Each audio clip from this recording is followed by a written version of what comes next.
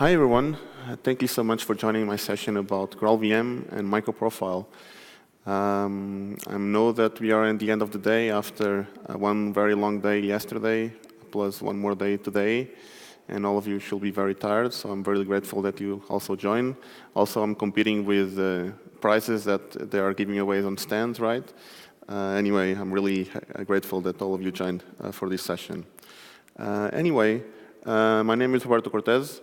And I've been working in the software industry for the last 10 years, mostly on the enterprise world, in financial, government, insurance institutions. And I'm mostly working with Java and Java EE technologies. That's mostly my background. In the last few years, I've been going in the speaking career, and also started my own conference in Portugal. That's where I live. So if you heard about JNation, maybe that's a good chance for you to visit Portugal and also see some awesome speakers like you've seen here, and spend some very good days there in Portugal. Just recently, I joined a company called Talkdesk. We develop contact center management products to run into the cloud. So if you're also in that space, you can reach me out and maybe I can help. So these are my contacts. If you want to reach me out later, feel free to use them. I'll be happy to answer any question later on.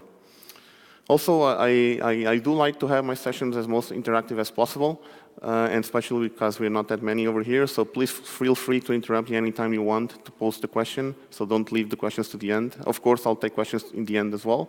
But if you want to have a question in whatever context I'm speaking, so feel free to interrupt me, and I'll be happy to answer your question. OK, so this is going to be our agenda for today. We're going to talk a little bit about microservices, right? And usually that's the way I get into conferences these days, talk about microservices, because that seems to be the popular trending topic right now. And I'm going to talk a little bit about what GraalVM is.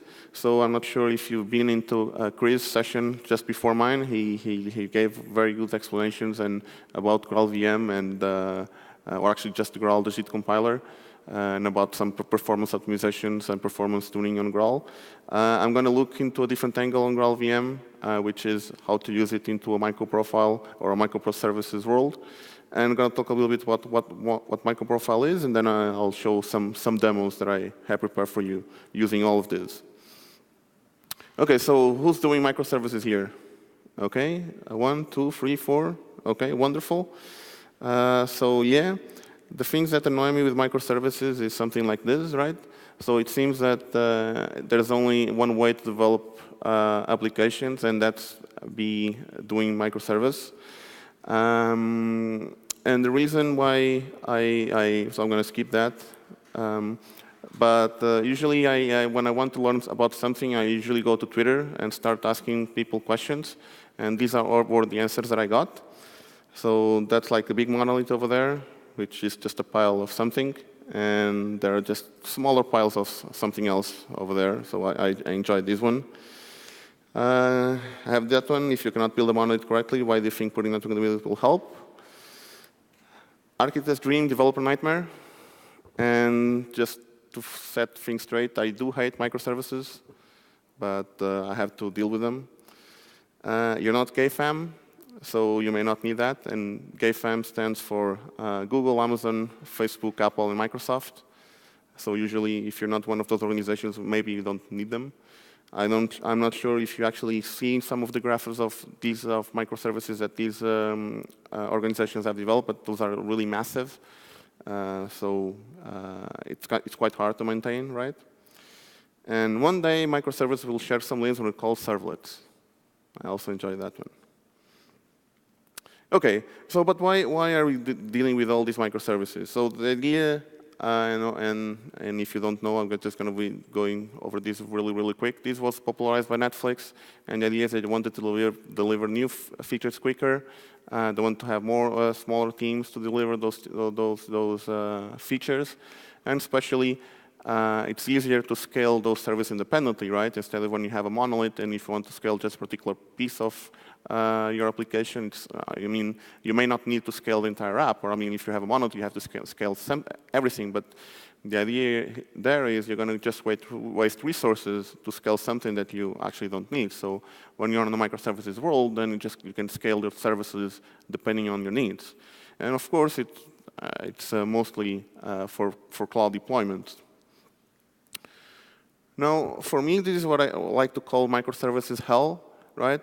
So not only the entire thing, infrastructure that you have, but then one of the pitching sales of microservices as well is, okay, you have multiple teams, you want to develop features quicker, and all of these teams are just working on a single aspect of the application, and you don't have this big monolith anymore, so each team can pick its own language. That sounds cool, right? Well, maybe not, because then you want to look into something and then you start having an application or infrastructure that's built with Java, Node, Python, Ruby, PHP, Go, and whatever other languages people remember to add. Now, this starts to bring other complexities, which is you want to implement sometimes the same features on all these languages or want to use the same features on those languages, which is not exactly the case. So one thing is language feature support. Another thing is library support. Let's just say you want to do logging. So the way that you do logging on JavaScript or Java is different, and the libraries are different. And that's just a very normal or already common thing to do. But if you start thinking about, for instance, doing security validation with JWTs, then you usually require a JWT library to do the validation and then to extract the claims information from the JWT token, right? And that's a completely different issue. So if you go and search for libraries to do that on all these different languages, some of them might not even have them, or they might be so different that when you're changing from microservice to microservices, it's kind of like relearning to develop all over again. So for me, this leads to increase the complexity on developing. So you not only have all the complexity of the infrastructure, but you now have all the complexity of trying to develop all these microservices by having all these different libs that you have to do the same thing, but they are actually different because they're for different languages. So it adds on research time, right? And sometimes you might need to rewrite things to cover all these languages. Okay, so maybe there's something that we can do to alleviate some of this problem. And one of the things I started to look was GraalVM. So who knows what GraalVM is? Okay, most of you, wonderful. So I'm just gonna, for the ones that don't know, I'm just gonna do like a quick explanation on GraalVM. So GraalVM, it's what we call the universal virtual machine, and it's an open source project coming from Oracle Labs. At this time, GraalVM is able to, it's a runtime that's able to run JavaScript, Ruby, Python, R, C, C++, and all the Java-based language like Scala, Kotlin, and of course Java. And for me, this is super interesting because now, if what they say is true, then you're able to mix all of these languages together on a single runtime and maybe mix them together to fix some of the issues that I pointed before. Okay, so regarding a little bit on how Graal works, the interesting thing about Graal is they pick up the JIT compiler, and who knows what the JIT compiler is? Okay, most of you. So the JIT compiler is something that's been on hotspot, on a Java hotspot for a long time. And that's usually what it gives performance to our app. So what it does, it just picks the bytecode and translates it and compiles it to machine code directly in runtime to make the performance go faster, right? But it's always been standing into the hotspot. So one of the things that the guys did was they extracted the JIT compiler into its own spec called the JEP2 for free, so to allow you to plug in whatever JIT you want to build, and they build the Graal JIT compiler that's actually written on Java. So the one that's sitting on hotspot is actually written in C. And on top of that, they actually added something called the truffle, which is a way to express other languages' abstract syntax trees that Graal can interpret, right? So this allows to actually implement support on Graal for other languages like Ruby, R, and JavaScript, and even others. And the same thing for C and C++ with LongVM. So with all of this infrastructure, now we're able to actually run all of these languages into the same runtime, which for me, it's super awesome.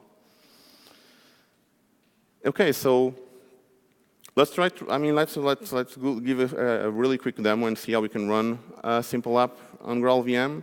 So let me change here to my terminal. Is this big enough? Can you guys read this properly? Wonderful. So let me kill that one. So GraalVM is just like a regular JDK, which of course has more enhanced stuff in it. But if basically you just download the zip file, install it, and the file, let me just do it like that. So let's clear. So that's the Ruby version. Let me remove all of this. As you see here, the bin folder is Java in it. It's Java C, and has also Ruby, Node, and so it has all the binaries that you require to run these languages. So before you have to install them first, but I'm not going to show that here. But anyway, so you will just do a regular build. So I'm going to do this with Maven. So what I'm going to show over here is I have a simple application. Let me put this on presentation mode. And what I have over here is just, it might be that one. So this one using Spark, and I'm exposing an endpoint that's just generating a random number. And this random number is going to use it to generate an ID for a bookstore that I have over here. So one of the things I'm going to try to show over here are multiple services running together in different languages in the same runtime or on different runtimes, but they're all collaborating together. So in this particular case, it's just a thing that's running Spark and exposing an endpoint that generates a random number. So I just built that with Java, nothing out of the ordinary. And this one, actually, I'll generate a fat jar with this. So if I go to my target folder, I have my number API over here. So I can just run it with Java jar. Or target number API.jar. And yeah, I have my application running over here, which is, you've probably seen this multiple times, so nothing really changes right here. But basically this was built and executed with Graal. So the coolest thing about Graal is everything that you have that's running Java, it will still work over here. But now let's see how we can improve stuff that's running on Graal. So let me just go back here really quick. So most of the things that probably you've heard about Graal is how fast it runs, and that's particularly true. A few other things that I've been looking into Graal is especially how to interpolate languages, so how you can call languages together, and how to reuse libraries from different languages into other languages.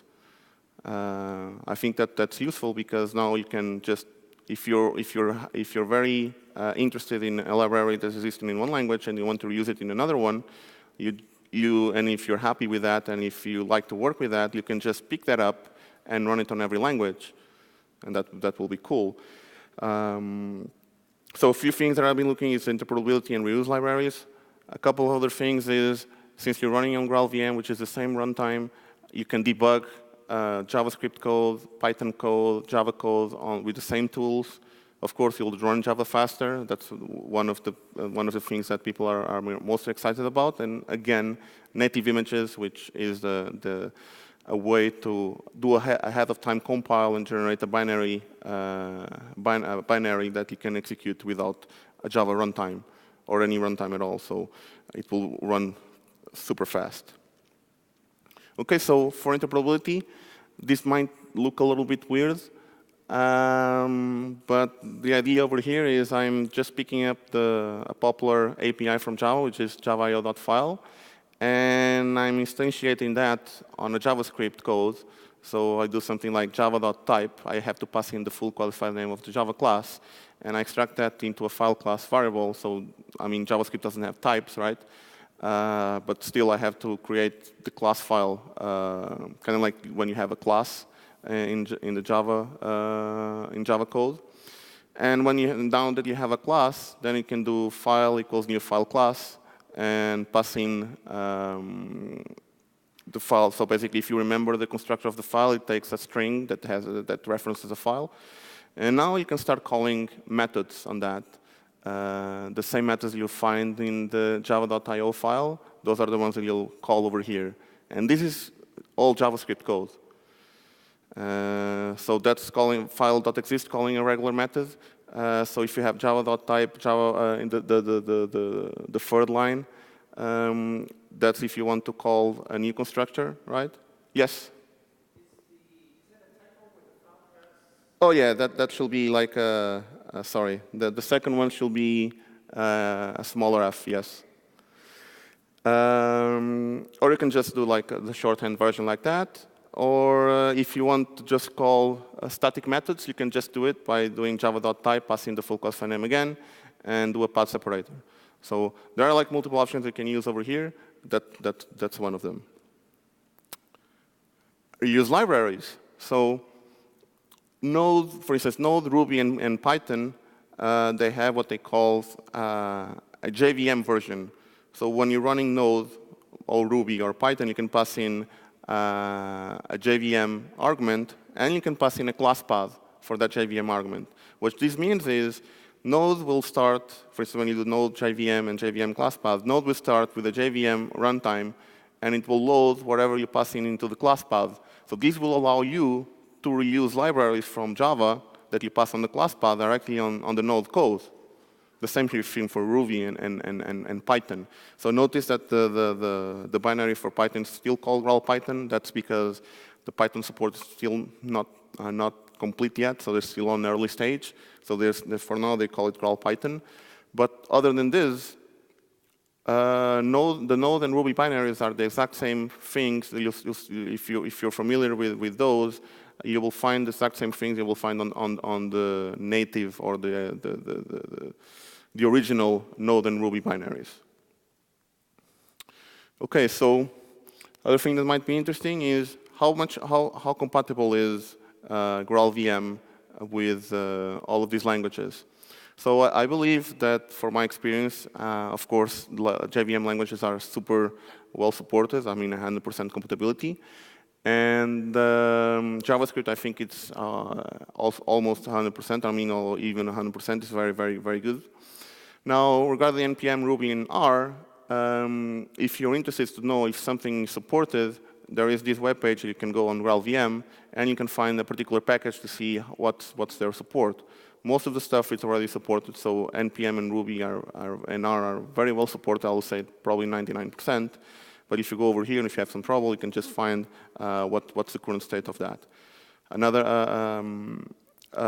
particular thing is, so when we're talking about Ruby over here is we're talking about just regular Ruby, not Ruby on Rails. So Ruby on Rails is still not supported on GraalVM.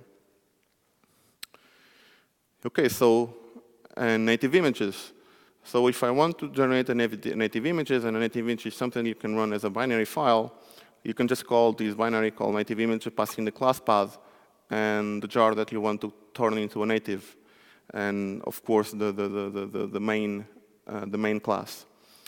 After you do this, you'll generate a binary file that you can just execute like any other binary script or application, and you don't you don't require to have a Graal environment or a Java environment anymore, because what you have on the binary is just binary code, so it doesn't know about Java or the JVM itself. You can just pick that binary and run it into a separate container or a separate box that doesn't have Java installed, which is pretty cool. And yes? Is the jar a self-contained jar? Yes, in this case, I'm using a self-contained jar. So all the dependencies are in the jar? Yes. But I mean, if you want to, I mean, this is for simplicity, of course. But again, native image supports a class path operation, so you can pass in like a huge class path Yes, and it will resolve everything for you. Okay, so let's do a couple of demos over here with the native image and also with Ruby and JavaScript. So I'll show you. So what I did over here is I've shown you the Java version, right? So let me open up IntelliJ over here. So let me say I'm on my team and my team doesn't like Java. So okay, let's write that in JavaScript. And one of the things that I was showing you over here is, let me show you the Java code again, is you probably haven't noticed, I'm using here a library which is MicroProfile config. And MicroProfile config, what it does is allows you to set in configuration to your application, reading configuration variables from environment variables, from system properties, or even from a file that you feed.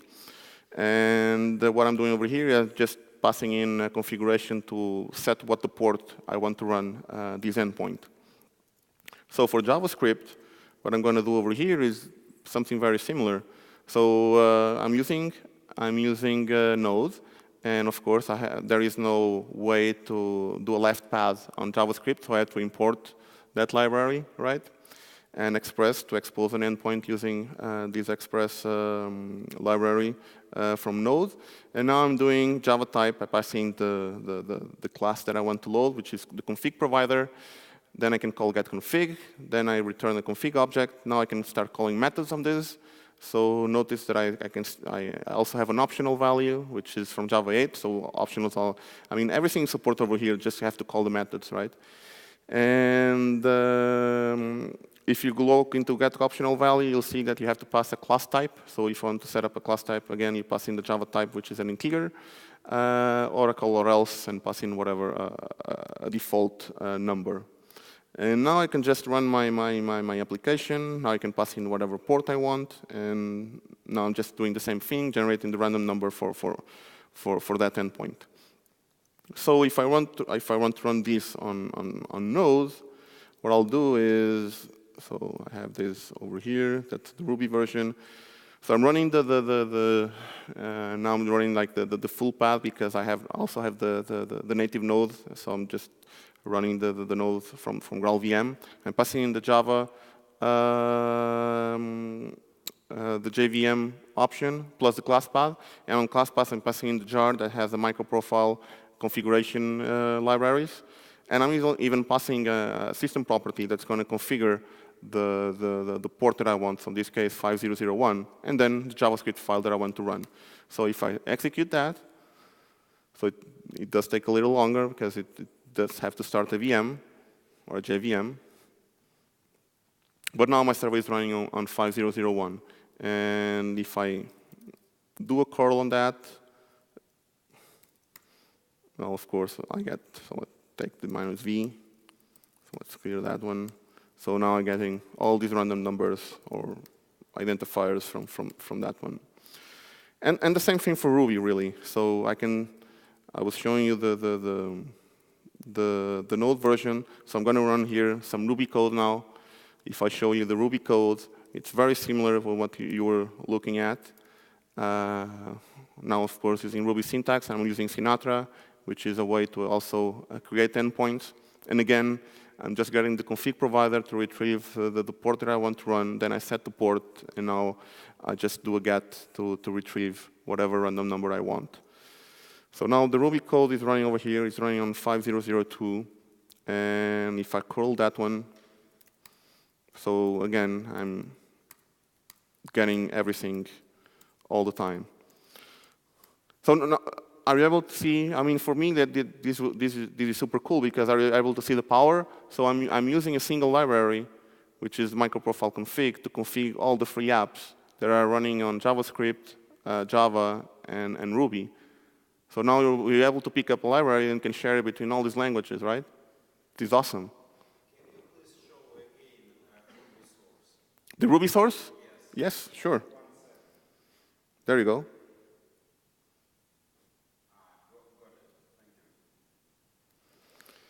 This probably was the only Ruby code that I wrote in my life. Anyway, so there's that. Now you're able to reuse libraries on all these different languages without, I probably wouldn't advise to go crazy on that because this syntax is, is not very friendly. Maybe they improve it later. But anyway, I think the merits it brings, it might save you a lot of time, especially when you have to integrate with stuff that doesn't exist on your language of choice, and then you even have to write it or just to adopt something that doesn't really work the same way as other languages. Okay, so let me also show you. So now let me run the Java version again. So this is the number API. It's running on 3002. So I'm gonna actually build a native image. So native image, I'm gonna do it like that. Native image, I pass in the jar. So no server, just to make it a little bit quicker on the build. And what this is going to do is going to do a AOT, so ahead of time compile of all the code that I'm sending on that jar. So in this particular case, I'm not passing the static or the main class because it's already on the jar, so I don't need it. But now, of course, it does take a little longer to build. So it usually takes, like, for this particular sample, takes probably like 45 seconds.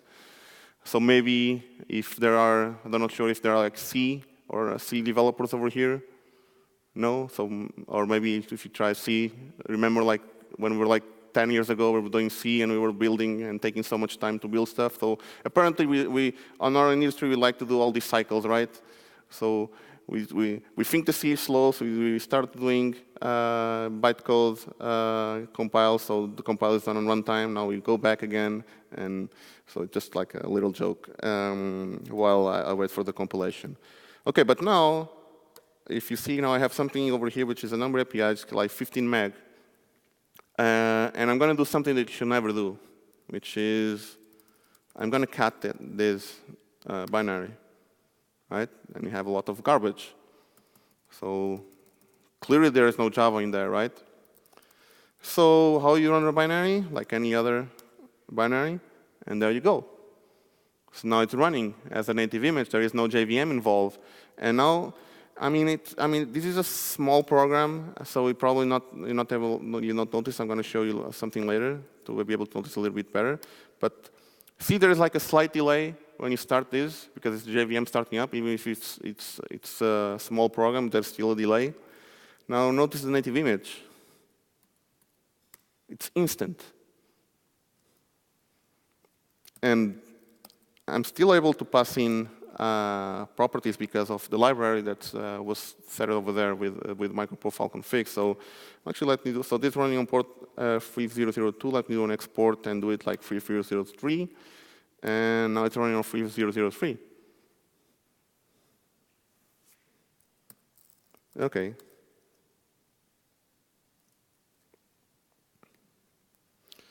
Okay, let's go on and show some more interesting stuff. Okay, so the sample I was showing over here was using MicroProfile config, and I also make this session to tell a little bit about MicroProfile. Who knows about what MicroProfile is? Okay, just a few folks. So MicroProfile is also an open source project, and the idea for MicroProfile is to provide an enterprise solution to building microservices in Java. So it started as a version 1.0, maybe in 3 years ago, I believe. And it started with CDI, JAX-RS, and JSONP, so in 2016, yes. And the idea was to give portability across multiple runtimes. So do we have any Java EE developers over here? Or are we familiar with CDI and JAX-RS? Yes, a few. Okay, wonderful. So currently, MicroProfile is sitting on version 2.0 since February 2019. And since the last 3 years, they came up with all of these interesting specs like configuration, fault tolerance, JWT propagation, health check, metrics, open tracing, open API, and REST client. So a lot of the things that you require to build microservices. So I'm guessing that a lot of you are probably using Spring Boot. Yes. So you might think of this as an alternative solution to use Spring Boot or Spring-related things. Now, by the way, I love Spring, so I'm not advocating against Spring. It's just an alternate thing for you to try it out. Now, one of the things that I enjoy in MicroProfile is the amount of people that are involved in that. So it started as a project where Red Hat, IBM, Tommy Tribe, the London Java community, so it's not only companies, so also communities like the Java Brazil, and then others that joined later like Microsoft, Lightband, and Oracle. So it's like a joint effort for all of these companies to bring something that will help develop microservices. And there's already a bunch of MicroProfile implementations. So you have one from Payara, one from Red Hat, one from Tommy Tribe. So you can run MicroProfile stuff on Wildfly or Wildfly Swarm, and now something called Quercus. On Tommy Tribe, you can have it on Tommy. And IBM, you have WebSphere Liberty. On Payara, you have Payara Micro. So all of that, you can run MicroProfile stuff. But also notice that most of the MicroProfile specs are also standalone, so you don't really require a server to run it. You'll see that I was running Spark with MicroProfile config. So some of the specs are actually independently, and you can just import it to your project and use them directly. So I'm just going to skip that Tommy bit. So configuration, I told a little bit about that as well. So when I was looking into the configuration portion, I noticed that people, I'm not sure if these are correct, so that was usually done on Google. But for instance, on Node, they use something called node convict to configure applications, and on Ruby, use something called .env. And again, now you see that if you're mixing all these languages, now you start having all of these libraries that you have to maintain, and if you want to jump from one project to another project, then you have to learn how they use this. So the idea is now you can just, for instance, use MicroProfile config on everything, so it will be more stable and be more consistent across all your services and across all the languages. So that's an example for configuration. So I'm just going to skip that because we saw that on the sample that I showed. And I showed that one as well. So fault tolerance, it's one that I want to show you here as well. So fault tolerance is also, it's the name of the spec, but it's people mostly know this as secret breakers. Who's familiar with secret breakers? Okay, most of you. Wonderful. And the idea is that you can guide the execution of the logic in a certain way. So, for instance, for Node and Ruby, they have something called opposen, and for Ruby, circuit box. Again, the same problem with different libraries for different languages. And on MicroProfile config, and if you're familiar with Spring, so I believe that Spring is using what's called Istrix, right? So it's very similar with Istrix. You have an annotation that you annotate your methods on. You pass in a circuit breaker, and then you pass in if you want to retry, if you want to fall back to something else. So in here, I'm just calling the number API to retrieve the number that I was generating a while ago. And then if I'm not able to retrieve that number, I just fall back to another method, and it's going to generate a fallback number. So my service is never going down, or if it goes down, then my customer or my clients are never going to see what happened. Yes, you might disagree with the thing I'm doing over here, but it's just as a demo purposes to see that the service actually fall back. And the other thing that you can use to combine this is Rest Client. So there's also Rest Client that I believe it's also using, Spring is also using the district portion of Rest Client. So there is now one for MicroProfile config. It's Feign. Was confusing it with the fault tolerance one. So I believe Spring is using Feign.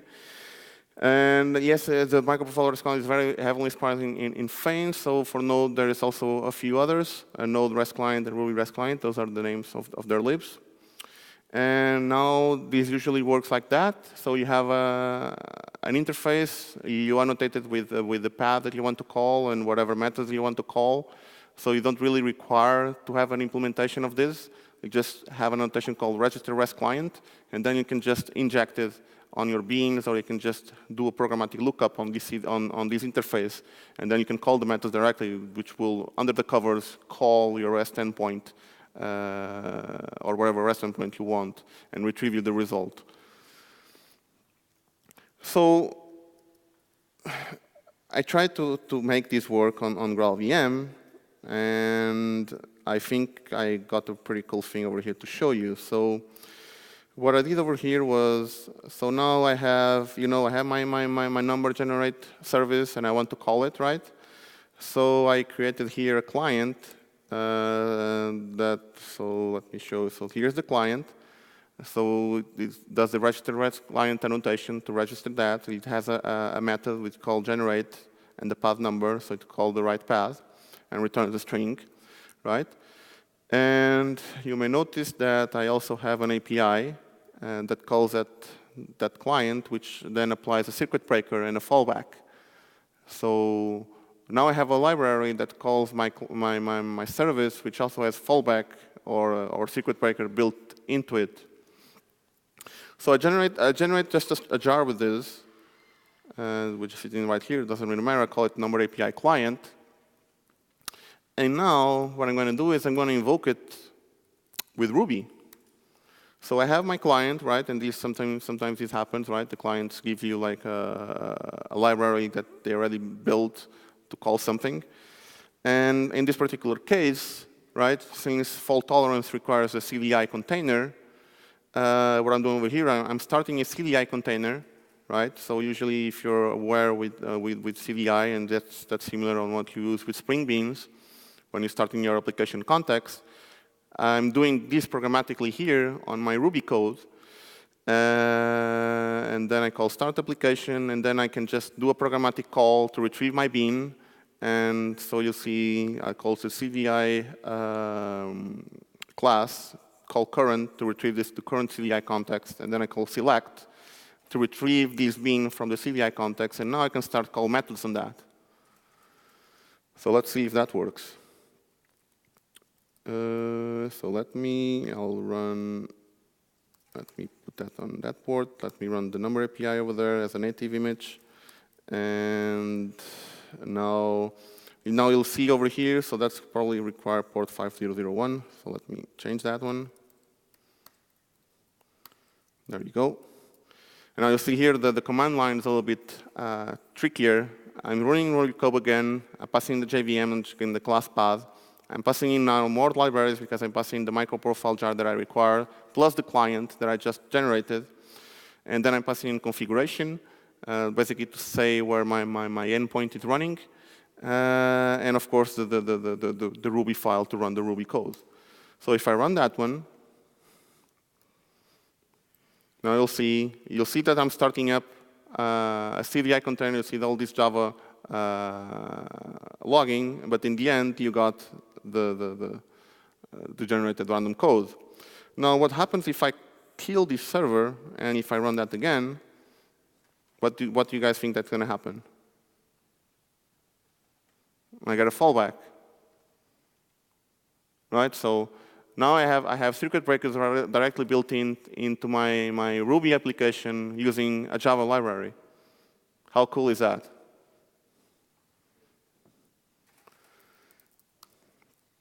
And I have the same, it's exactly the same for Python. So if you look into the Python code, it's exactly the same thing. So it doesn't really matter. I'm not going to run that.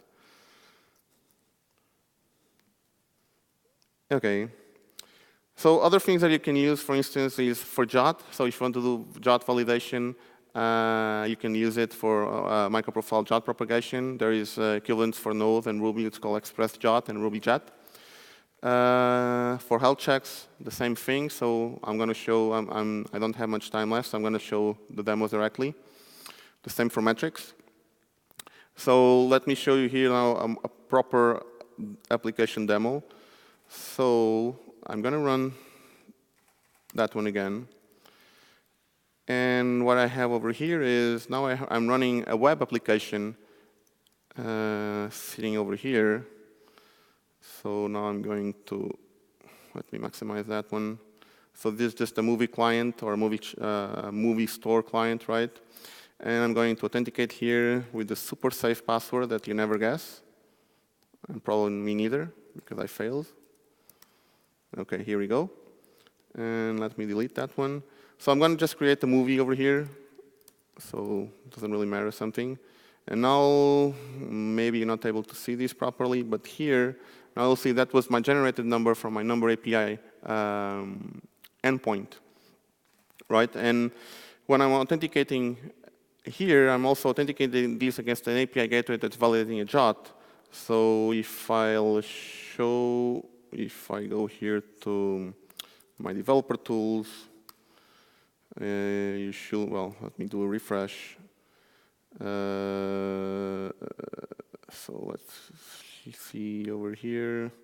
Probably let me do it on authentication. So Alex, and you'll see here that I have an access token, which is a JWT token, right? So this is being validated against a gateway. And now I want to use my JWT token on my JavaScript code, right? And all my health checks also that I'm going to provide on my JavaScript code. So what I did over here is I created a comments API that's on JavaScript that does validate the JWT and then creates comments on another database. So it actually is using SQLite to store the comments. So they're actually being stored on a different place. And it's also doing health checks for the application from the JavaScript code. So now I can do something like go over here, pick up this ID. So I already have the JWT going over here with the script that I just executed a while ago. So it doesn't take too much time to set that up. And now I can post a comment directly to that movie. And we got a 202, that's fine. If I do a refresh over here, then I got my comment over there. And what you're seeing over here is you have something that's running native, which is number generation. You have something that's running Java and Vue.js on Tommy. And then you have the comments API that's running on Node and on SQLite. So the movies are actually being stored into H2, and the comments are actually being stored into SQLite. So you have all of these things working together. And I also set up here a Prometheus app or a Prometheus instance. And for instance, now I'm able to see, let me show up. So no data points found. That's weird. Let me do a refresh. Execute. No. Well, let me go over there. So there is no data yet. Or maybe because I was executing and it's not. Let me kill that one. No, I killed Prometheus. That's not what I wanted to do. Let me do the start. That's the comment one, and it's basically exposing health checks and metrics. So probably the health checks haven't been executed yet. So let me run that again to force the health check execution. So if I go here on up, so now you're seeing here that I have something coming from Node.js, something coming from Tommy, and they're using the same library to expose the health checks. So again, you don't have to worry to implement this in a different way or figure out how to implement this on all of these different languages. And it's using the same payload, all the same types to do the health checks on either Node or Java. Okay, so this is just what I set up over there on the demo that I just showed. So the movie apps, I have the gateway, the number API to generate. I have the exposed libraries, and then I was running the number API client with either Ruby or Python, then Prometheus, and even Grafana to read all of that. Okay, so almost out of time, so let's go on a few other things. So some of the limitations. Dynamic class loading doesn't work very well for native images. Actually, there is no dynamic class loading, right, because there is no JVM, even though now this is not exactly true because there is some techniques to be able to figure those out. So you have to manage your own class path, so there is not much tooling yet around GraalVM. So as you'll see, I have to run a lot of bash code, or actually command code, to run the stuff. There's still not much information around, but things are improving. So we start seeing more stuff on Stack Overflow and some more stuff on GitHub and some more documentation to figure that out. So Python is still in early support stage, and there is no support for Rails yet. So do I believe this is production ready? I believe for JVM languages and JavaScript it is. So if you've been to Chris' talk before, they're on Twitter. So basically they're already running GraalVM or Graal JIT on Twitter, especially for performance. So if you want to try performance, Graal really has a good performance punch when you're running any regular code. Maybe you just want to try it out and see how it looks like. I think there are other applications that people have been trying to use Graal with. So I know that, for instance, Oracle guys are trying to, well, not trying, they're already able to accomplish that, but still on early stages, to expose a GraalVM directly on Oracle database and MySQL via, how's that called? Sorry, now I have like a blank, but via the SQL packages, right? I can't remember the name. But now they're able to, basically the idea is to run Python code directly on the database. Another application, for instance, that I'm using it is we're doing a lot on my company, we're doing a lot of data science with a lot of data. And of course, as you probably know, most of the data science guys, they like to use Python or R. And then if you want to expose a service on that, that's pretty hard. So we're actually doing GraalVM for them to write their data science or algorithm code in R, and then we wrap that up into a MicroProfile application, so we can call the script to do their stuff, and then we can expose an endpoint with Java to abstract all of that. So it is working very good for us in that sense. So for my following thoughts for this session is, I believe that GraalVM, people are being interested in that for the performance improvements and for the native image capabilities. I think it can also improve development by mixing some of these languages and reusing libraries in the way that I show you here today. Yes, you can pick now your favorite language, and at least you don't get too much worried about if this thing is supported, if you're going to find a library for that, because now you have the entire ecosystem to use in whatever language you want. For me, I believe this is more for consistency, right? So it's more easy for me if you're using the same library across all your services instead of just having different libraries to do the same things on different languages. And that also removes some of the boundary, right? So if you think about when you're doing microservices, you end up using REST, because REST is the most easy way to interpret different languages, right? But if you're using something that is able to run all these languages together, you might not even need REST at all, and you might just call stuff directly. And you just remove a piece of the network layer that has a lot of latency and slows down a lot of your services. So maybe this is also something that you can consider. So I have like a bonus demo over here, which is Quercus. And Quercus, have anyone heard about Quercus before? Okay, a few. So you might want to have a look into that. So Quercus is something coming from Red Hat. And what they did here is they actually fixed the issue with dynamic class loading on native images. So it's not like an easy thing to do. Basically, when you want to expose something that requires dynamic class loading, you have to implement a few APIs to tell the Graal native image compiler on how to so basically how to load those images, those classes that are dynamic. So that's something that you do with code. But anyway, I can show you here. So let me run the Java version, which I don't have a command ready. So target, I'll do java-jar target. And again, this is a single jar. So you run it, and what you have over here is already have a CDI container with the REST easy context. So it's able to accept REST endpoints. And you see that this was started in like 1 second.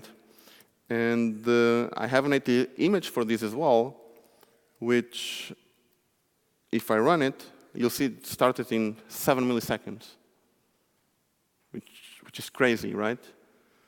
And let me show you something else. Oops, that was not what I wanted to do. Let's quit that one. So if I do a top over here, and if I search for, I'm not sure if I'm going to be able to find it, because probably it doesn't have, it has so many, it doesn't have so much memory because it doesn't even show up over here. Oh, it's actually over there. So this TDX sample Quercus is at 7 meg. 7 meg memory. Now, if I run the Java version,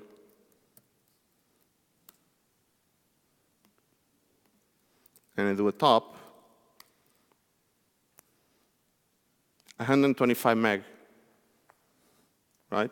So imagine how many services you can fit in that amount of memory, and especially services are not CPU bound, so mostly you're bounded by memory. So you can free so much memory and fit.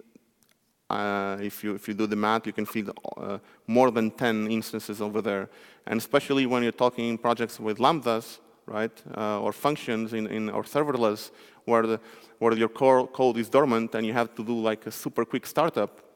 GraalVM really shines in that particular sense, because if you want to run like a piece of code that takes like 1 second just to start up, then it's just adding 1 second on your payload, on your request, which is what you don't want. But 7 milliseconds, I mean, it's still a bit, especially if you're considering REST endpoints, but it's way better than 1 second. So I think that's everything that I had for you today. So thank you very much for listening to me, and I'll be around if you want to ask any more questions. So thank you so much.